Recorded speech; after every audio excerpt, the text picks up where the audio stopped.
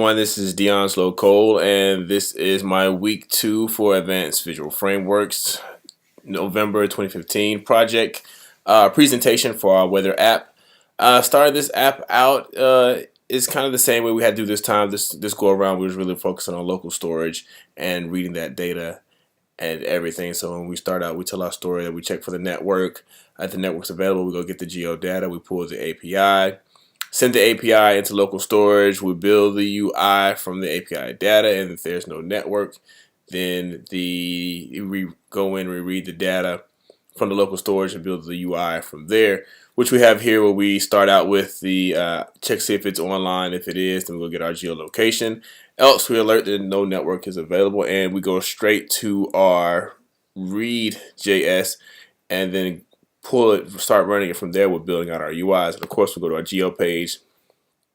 Same thing as from our last week where we start out with our geolocation, and for Android we have to put in our latitude and longitudes, and if it's, of course, if it's not an Android, then we get the geolocations from the get current position method from our function and apply that to our API, and start out with our API. We'll get the HTTP client on load, and we parse through the data, and our points, I chose to do the city, feels like, get the picture and the description, observation time, so on and so forth, all the way down through.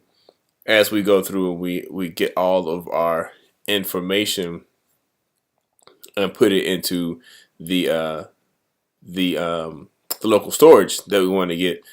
And we do that by requiring local storage. We send it over, have an error message just in case the network times out and doesn't get anything. And we get the API, and we send that data over to our local storage. And this is where we come in, we build our database where we create our table, and we put all of our, have to have an integer in our SQL statements. And we put everything that we want to have in our table in our SQL statement. Of course, I have to say if it's a text or if it's an integer, and so on and so forth, and making sure that we put our values in and we sterilize it with the actual IDs and the names for the values that we have, our key names, and make sure we go in and everything matches up. So when it pulls up that data into there, it'll put it into the table also. And we require the read page. You had to break it down to another JS file, which is the read, so that way we can get our data, and we start out with our table, and in our read function, we have to open the database again and make sure we execute it. If it doesn't exist, then we create it, but it's there. And then the things that we want to select, I chose to write everything out because I wanted to see it versus doing the select star from our table name, so in that way it can pull the data out. I had the while loop in there, but when I did the while loop, it returned it. When I console logged out the table, it returned it almost like 20-30 times. So I stopped the while loop to see if I can just get it once, because just to make sure that the table data was definitely working, and it does. And doing some reading about the different platforms and everything, and trying to pull it all together. Of course, we found out, and especially from last week when I found out that the structure of the phone and the iPad wasn't the same and had to work in percentages. So what I decided to do was build 2 UI pages, one for Android and one for iOS. So I put an if statement within the function that if the platform name is Android, then we'll pull the Android UI and push our table data into that.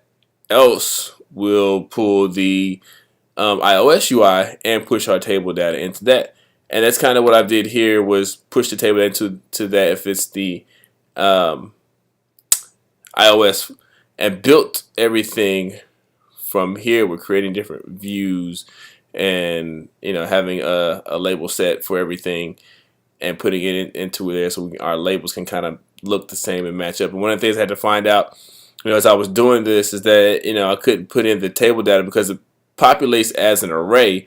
So I had to put in the table data with an index of 0 dot whatever data I wanted to pull, which in this case right here, it was a temperature I call it temper, and go from there, which I had to find out, which took a while to figure that part out. But it finally got it to parse through and got my data from there and built everything up in kind of the same, with different font sizes and everything. On my Android page, you go through and you see it's a totally different look and feel for how it is. Try to keep the same styling pattern, so to speak, for it. But at the end of the day, it had to really change the font sizes and the actual height and width of everything to fit for the Android screen, so that it would look disproportionate. Because if I had the same styling as for an iPad, it would totally go wacko and look crazy.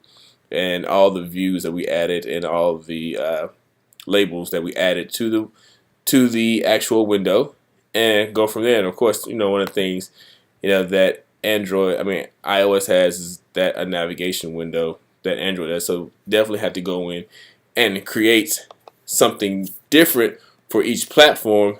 And as we run it on the Android device, which I have one of my old phones, Android phones, I connected to it, so you can kind of see the look of it and how different it is as we run that, and it goes through the installation process of it all.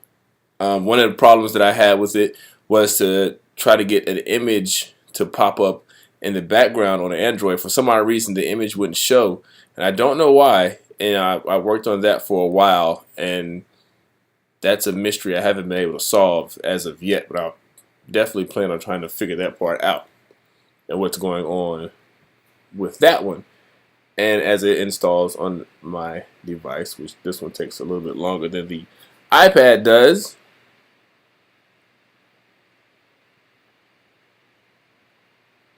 we can see that as it installs, there it is on the Android phone for that one. Now you see the look of it and the feel, you see the degrees and everything. And now if we go back in and we run this on the iPad, which should not take as long.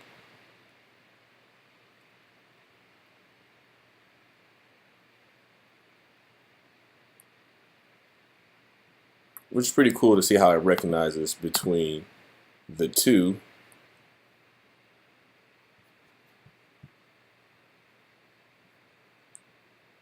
And when we run that one, voila. And you can see where we have the navigation bar with the city, the degrees, what it feels like. It's cloudy. The temperatures, the wind, precipitation, sunset, sunrise, visibility, humidity. Also, our 3-day forecast down at the bottom. We can see that and everything. So it's pretty cool when we sit down and pull all the data together and parsing through everything. Hope you guys enjoy.